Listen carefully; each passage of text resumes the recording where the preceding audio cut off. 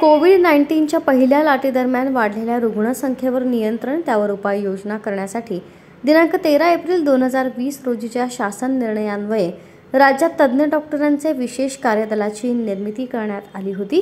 राज्यात पुन्हा एकदा कोविड-19ची रुग्णसंख्या वाढत आहे। तसेच कोरोना विषाणूचा JN1 हा प्रकारचे रुग्ण वाढत आहेत। अशा वाढत्या रुग्णांची संख्या लक्षात घेता या टास्क फोर्सची पुनर्रचना करणं आवश्यक आहे।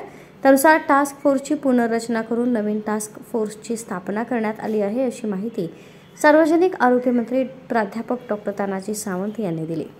या टास्क फोर्समध्ये अध्यक्षस्थानी ICMR दिल्लीचे माजी प्रमुख डॉक्टर रमण गंगाखेडकर आहेत। तसंच महाराष्ट्र आरोग्य विज्ञान विद्यापीठ नाशिकच्या कुलगुरू lieutenant general doctor Madhuri Kanetkar, वैद्यकीय शिक्षण व संशोधन संचालनालयाचे संचालक BJ मेडिकल कॉलेज पुणे येथील डॉक्टर सुरेश कार्यकर्ते, नवले मेडिकल कॉलेज पुणे येथील डॉक्टर वर्षा पोद्दार, नवले मेडिकल कॉलेज पुणे येथील फिजिशियन डॉक्टर DB कदम सदस्य आहेत। तर आयुक्त आरोग्य सेवा सदस्य सचिव असणार आहेत। याबाबतचा शासन निर्णय निर्गमित करण्यात आला आहे।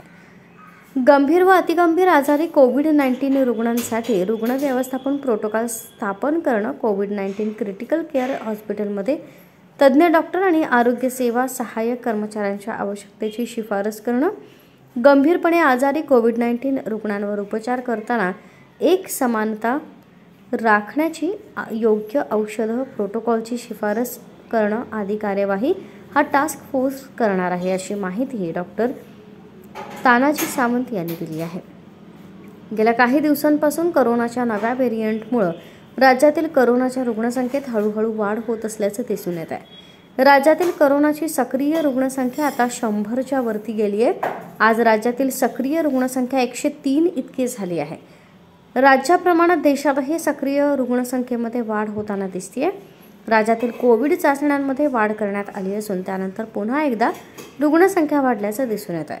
आज राज्यात 35 नव्या कोरोनाबाधितांची नोंद करण्यात आली आहे।